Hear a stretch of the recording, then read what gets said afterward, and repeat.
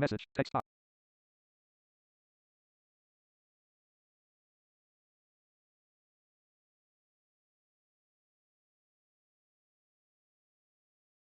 Sa isang malayong kaharian, may isang masamang lobo na naglalakbay sa kagubatan. Ang lobo ay kilalang mapangahas at mapanakot.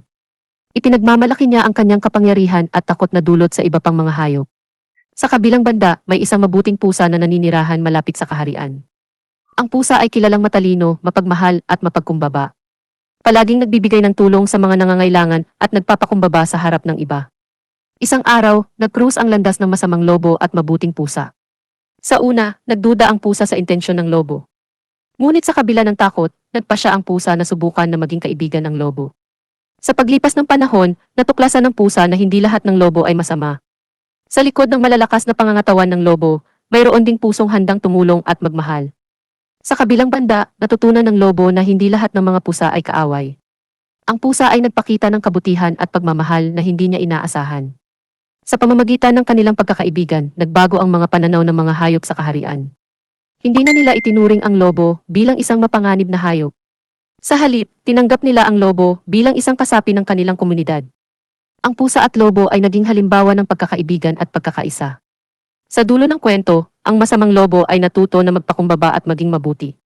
Ang mabuting pusa naman ay natuto na huwag maghusga batay sa panlabas na anyo. Ang kanilang pagkakaibigan ay nagpatunay na kahit ang mga magkaiba ay maaaring magtulungan at magmahalan. Ito ang kwento ng masamang lobo at mabuting pusa na nagpatunay na ang tunay na pagkakaibigan ay hindi nasusukat sa anyo o katangian, kundi sa kabutihan ng puso.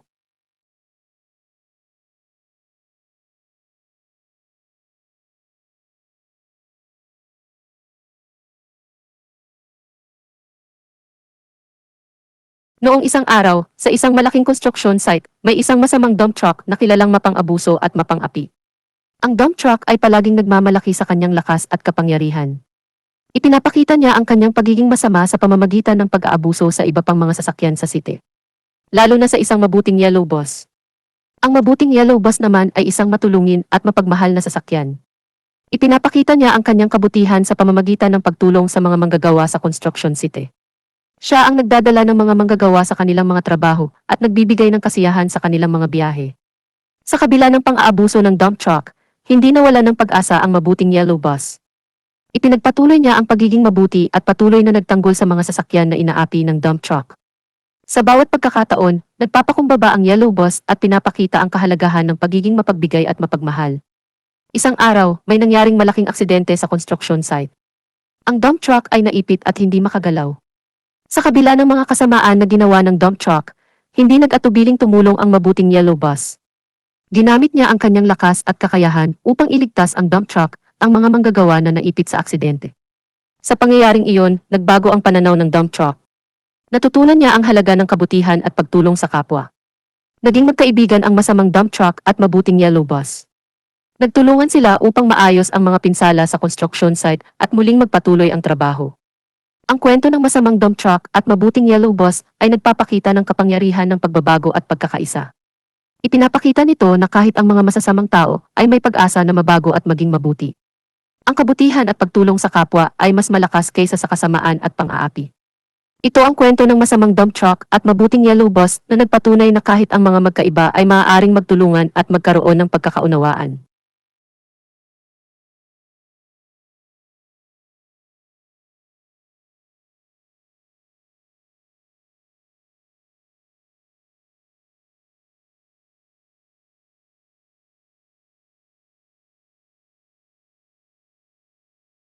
Noong isang araw, sa isang malaking construction site, may isang mabuting mixer at isang masamang dump truck na nagtatrabaho ng magkasama.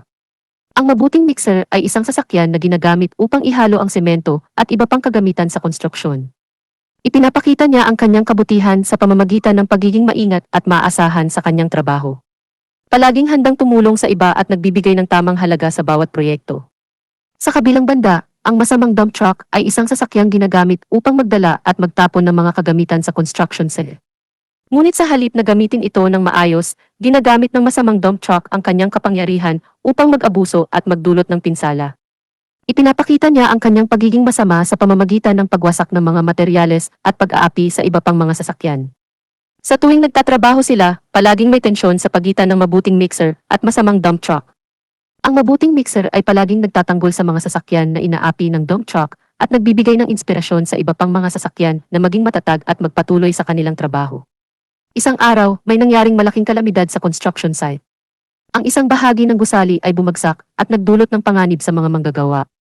Sa gitna ng kaguluhan, nagbago ang pananaw ng masamang dump truck. Nakita niya ang pagiging tunay na mabuti at mapagmahal ng mabuting mixer sa pamamagitan ng pagtulong nito sa mga nangangailangan. Dahil sa pangyayaring iyon, nagbago ang damdamin ng masamang dump truck.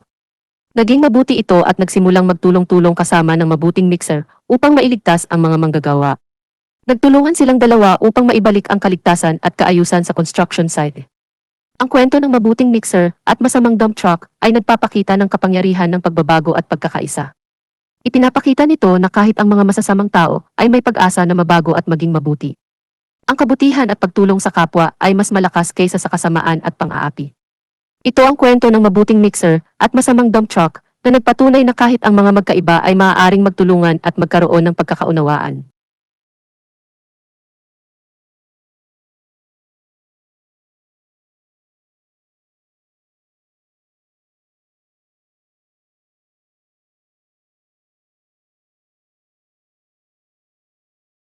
Noong isang araw, sa isang malaking lungsod, may isang mabuting fire truck at isang mayabang na sports car na nagkaroon ng magkaibang landas.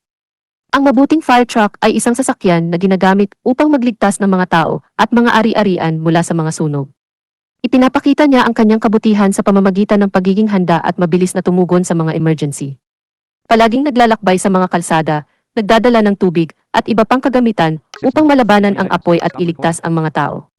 Sa kabilang banda, ang mayabang na sports car ay isang sasakyan na kilalang napakabilis at napakaganda. Ngunit sa kabila ng kanyang mga kapangyarihan, ginagamit ng mayabang na sports car ang kanyang kapangyarihan upang magpasikat at magyabang sa iba. Ipinapakita niya ang kanyang pagiging masama sa pamamagitan ng pagiging walang pakundangan sa pagmamaneho at pagsuway sa mga batas trapiko. Sa tuwing nagtatagpo ang mabuting fire truck at mayabang na sports car sa mga kalsada, palaging may tensyon sa pagitan nila. Ang fire truck ay palaging nagtutulungan at nagliligtas ng buhay ng mga tao, habang ang sports car ay walang pakialam at walang respeto sa kapakanan ng iba. Isang araw, may nangyaring malaking sunog sa isang gusali sa lungsod. Ang mga tao ay nasa panganib at nangangailangan ng tulong. Sa gitna ng kaguluhan, nagbago ang pananaw ng mayabang na sports car. Nakita niya ang kabayanihan at katapatan ng mabuting fire truck sa pamamagitan ng pagligtas nito sa mga tao. Dahil sa pangyayaring iyon, nagbago ang damdamin ng mayabang na sports car. Naging mapagpakumbaba ito at nagsimulang magtulong-tulong kasama ng mabuting fire truck upang iligtas ang mga tao mula sa sunog. Nagtulungan silang dalawa upang malabanan ang apoy at ilayo ang mga tao sa panganib. Ang kwento ng mabuting fire truck at mayabang na sports car ay nagpapakita ng kapangyarihan ng pagbabago at pagkakaisa. Ipinapakita nito na kahit ang mga taong may masamang ugali ay may pag-asa na mabago at maging mabuti. Ang kabutihan at pagtulong sa kapwa ay mas malakas kaysa sa kasamaan at pagmamalaki. Ito ang kwento ng mabuting fire truck at mayabang na sports car na nagpatunay na kahit ang mga magkaiba ay maaaring magtulungan at magkaroon ng pagkakaunawaan.